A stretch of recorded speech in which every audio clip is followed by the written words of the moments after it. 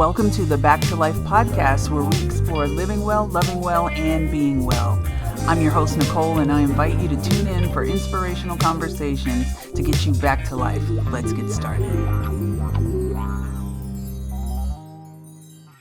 Hey, beautiful people. Welcome to the Back to Life podcast, where we have conversations about living well, loving well, and being well. I'm your host, Nicole, and if you're joining us, you're stepping into the second part of our Powerful Seasons of Life series.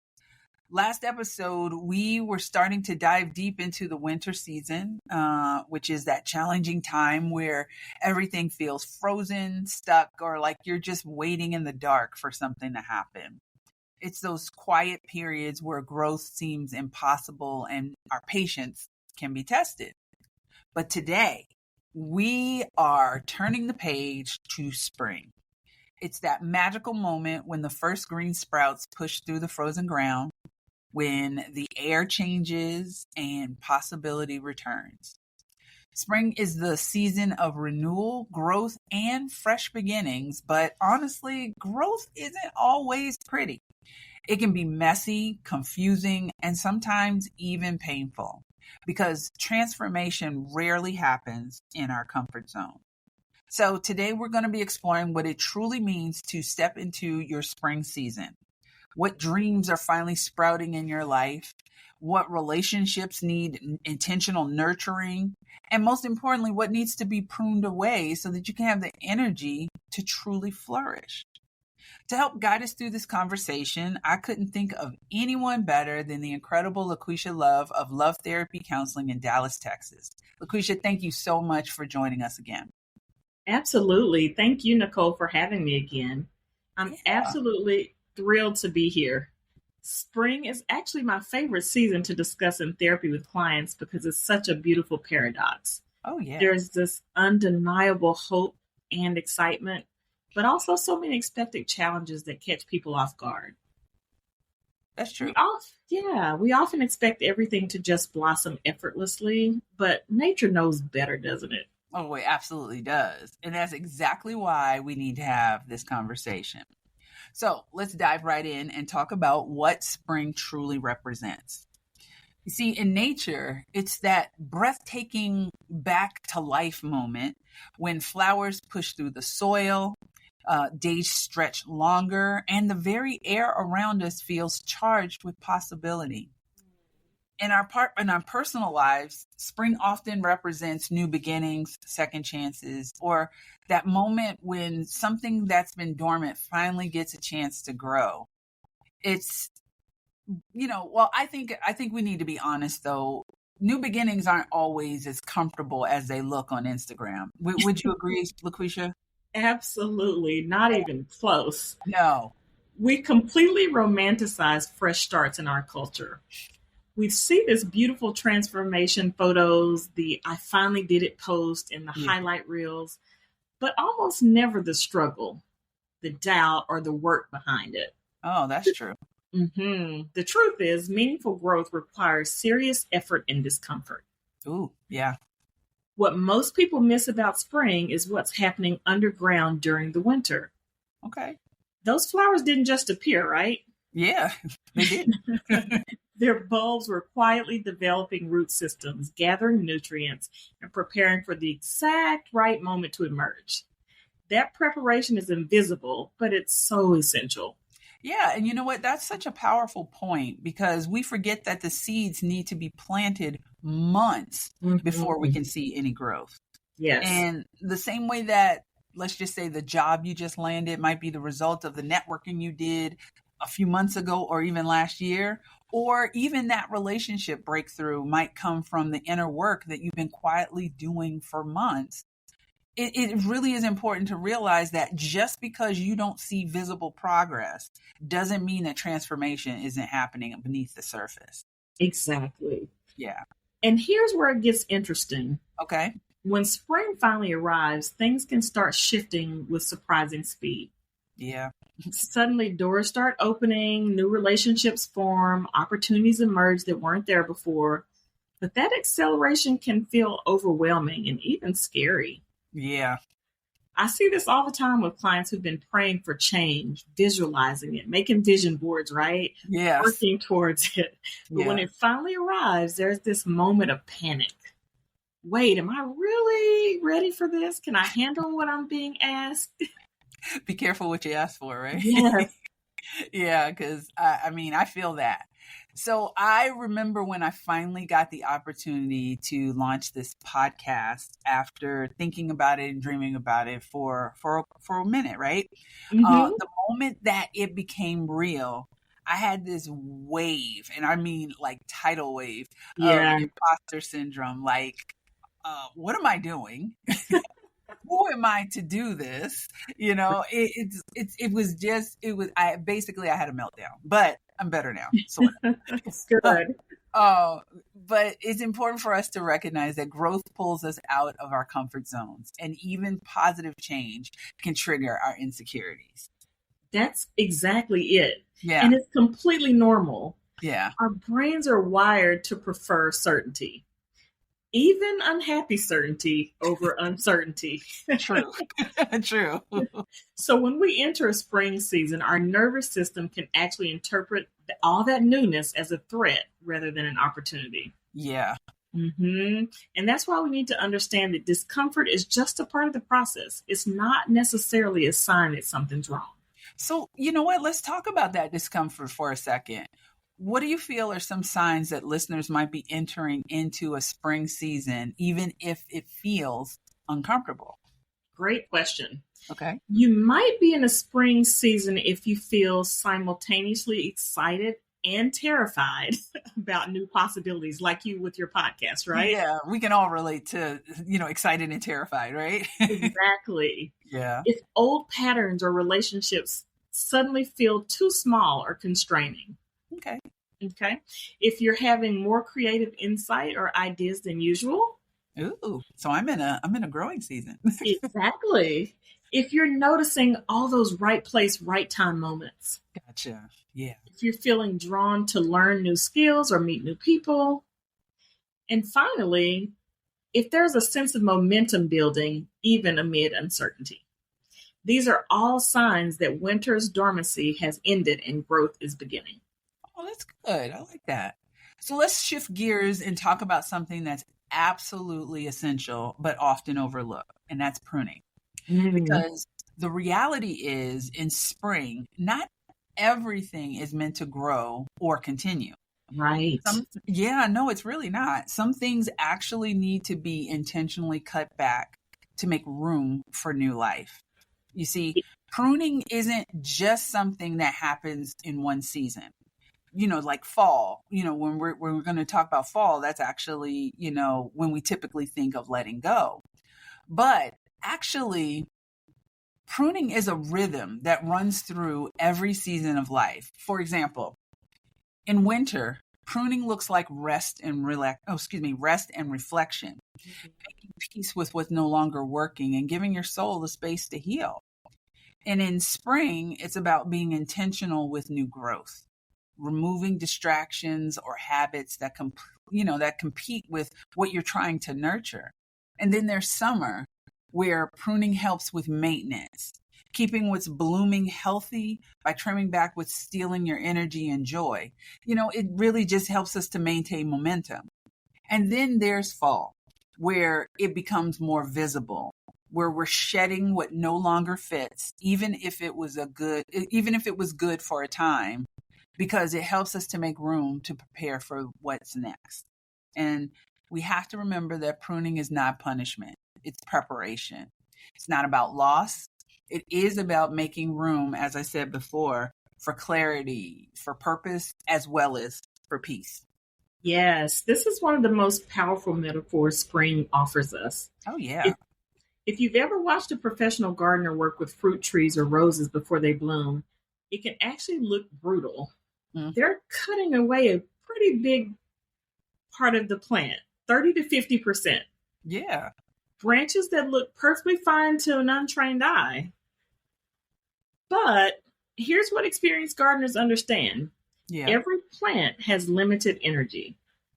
If you allow that energy to flow into every possible direction, you'll end up with a plant that's alive but not thriving. Oh. Lots of foliage but little fruit. Many buds but few blossoms. The pruning process is not punishment. It's protection for the plant's vital force. Oh, okay. Yeah, no, that is important. That hits deep. So let's look at, what does the pruning process look like in real life? Because I think that many of us struggle with knowing what to let go of, regardless of what season we're in. Sure. In our lives, pruning often looks like letting go of commitments that once served you but are now draining your energy. Setting clear boundaries with people who consume more than they contribute. The vampires. Yes. Releasing old identities or roles that you've outgrown but are still clinging to. Oh, that's a good one. Unlearning limited beliefs that have kept you playing small. Here's a big one. Decluttering physical spaces that keep you tied to past seasons. Ooh, that is a good one. And another huge one, stepping away from social media accounts or content that trigger comparison. How about stepping away from social media, period? We all need a good fast from social media. We do. Just a detox. Just a little. There you go. Yes. And then finally, saying no to good opportunities so that you can say yes to great ones. You know what? That is so practical and so challenging at the same time. I think the hardest part of pruning is that we tend to hold on to things just in case. Like, what if I need this connection later? Or what if this opportunity doesn't come around? You know, we use a lot of what ifs and we kind of cling to that so that we can have a sense of control sometimes. But there's a scarcity mindset that makes pruning feel risky. Absolutely. That scarcity thinking is so natural, especially if you've lived through lean seasons or experienced trauma. Oh, yeah, that's true. Yeah, our brains are designed to avoid loss. But here's the paradox. You can't grow into your full potential while still maintaining everything from your past. Yeah, you can't take it with you. Exactly. You can't bloom if you're still directing energy to maintaining last season's leaves. That's good. And something I emphasize with clients, pruning isn't rejection. It's selection. You're not saying this is bad. You're saying this isn't aligning with where I'm growing now. That small shift in perspective makes pruning feel less like loss and more like liberation. I love that distinction, because pruning as selection is not rejection, you know? So can you share an example of how you've seen this work in someone's life? Of course. I worked with a client recently, and we'll just call her Maya. Okay. Maya was a talented designer with a growing business. She kept saying yes to very small, poorly paid projects from her early career days out of loyalty and fear of missing out. Okay. Those projects, though maybe engaging, consumed so much of her time that she couldn't pursue the larger, more aligned opportunities that were starting to come her way. Okay. The pruning process for Maya involved creating a clear criteria for projects she would accept and learning to refer smaller clients to junior designers and creating templates for politely declining work that didn't meet her new standards. Guess what? Within 6 months of this, her intentional pruning, her income doubled while she actually worked fewer hours. Work smarter, not harder, right? Exactly. But it required her to tolerate the discomfort of temporarily having less while making space for more. Okay. So we're pruning, we're making space, but let's talk about the next crucial step, because once we've cleared the way and planted new seeds, we have to consistently nurture that growth. The planting is just the beginning. Yes, Nicole, that's such an important point. Growth is never automatic or guaranteed. Nature shows us this. Even after pruning and planting, a garden requires regular watering, protection from extreme elements, sometimes fertilization, and then a constant attention, right? Yeah. If you want sustainable growth, whether emotionally, mentally, relationally, or even spiritually, you have to be incredibly intentional about nurturing it. Oh, yeah. So, what does the nurturing process look like in practical terms? How can we water our growth? Sure. I like to break it down in three interconnected areas: mind, body, soul. Okay. So let's start with the mind first. Hmm. This is about what you're consuming intellectually and emotionally. Okay. Are you feeding your mind with content that expands your thinking or content that reinforces limitations? Are you engaging with ideas that challenge you or only those that confirm what you already believe? Mm, The books you read, the podcasts you listen to, the conversations you have, these are all either watering your growth or potentially stunning it. that's important. I like that. Yeah. And next, body. Our culture loves to separate mental and physical wellness, but they're completely intertwined. We know that, right? Yeah.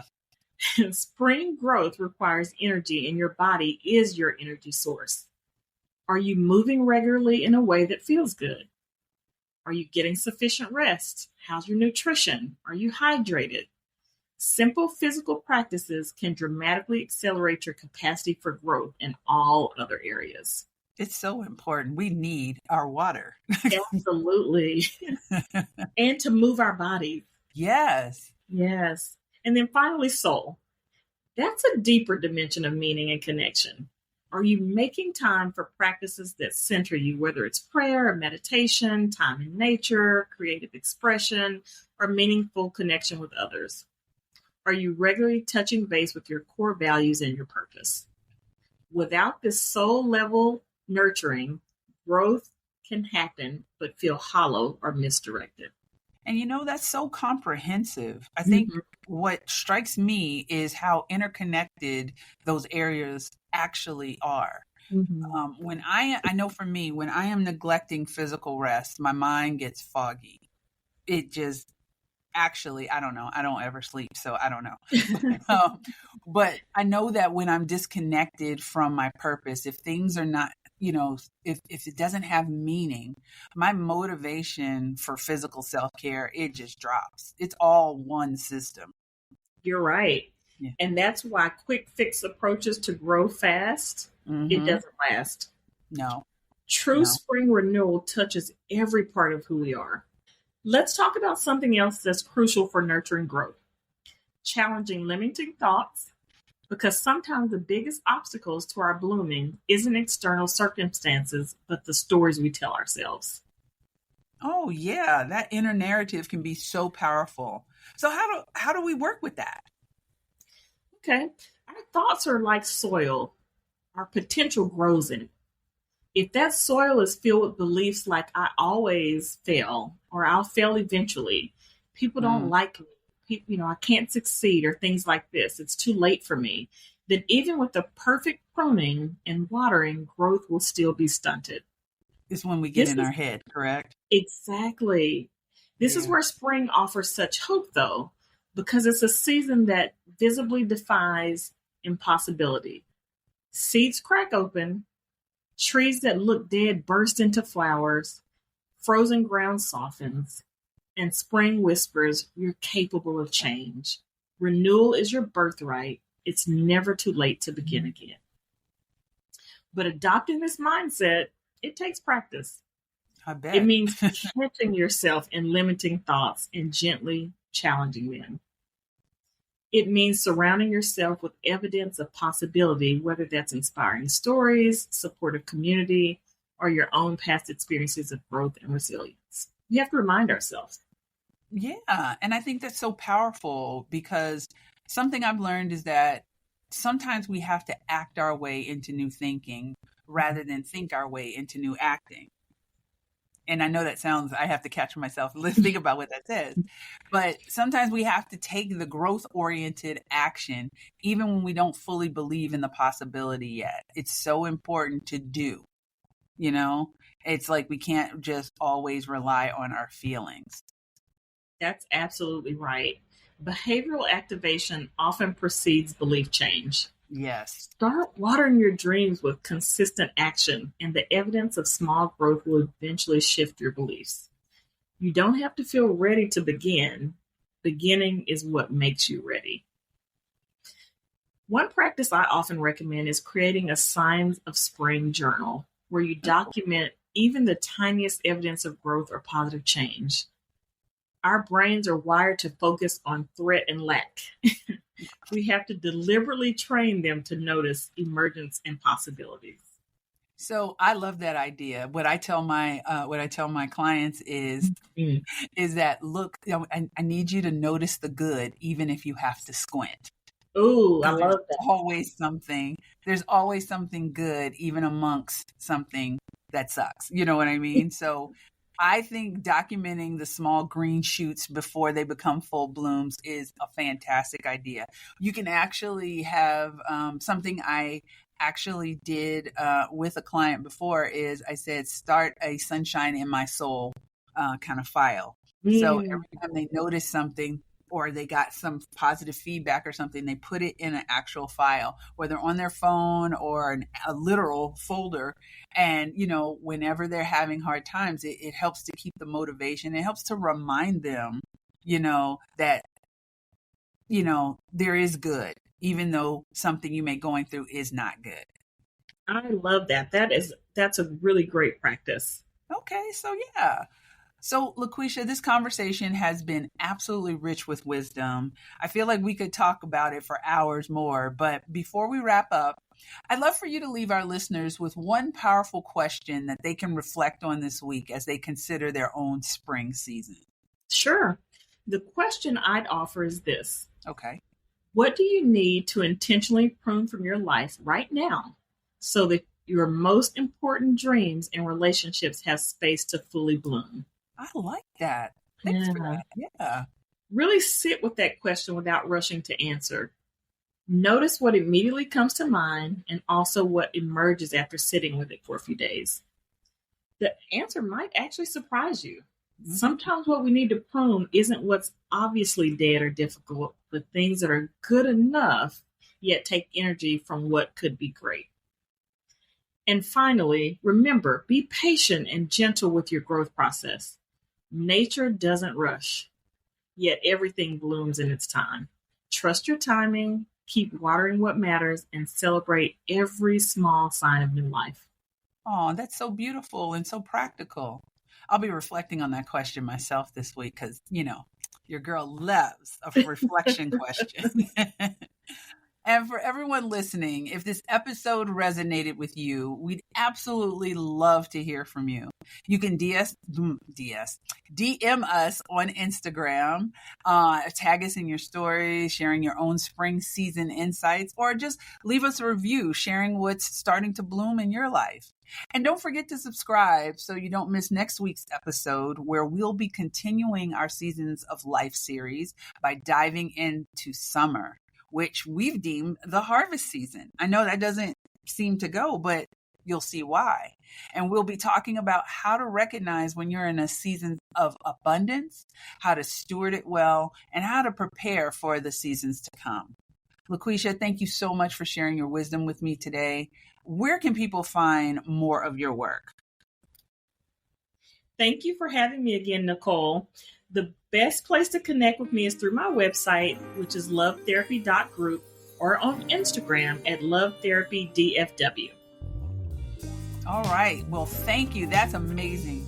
We'll definitely link all of that in our show notes. And until next week, beautiful people, remember that growth isn't always comfortable, but it's always worth it. This is Nicole with the Back to Life podcast. Be well, and I'll talk to you soon.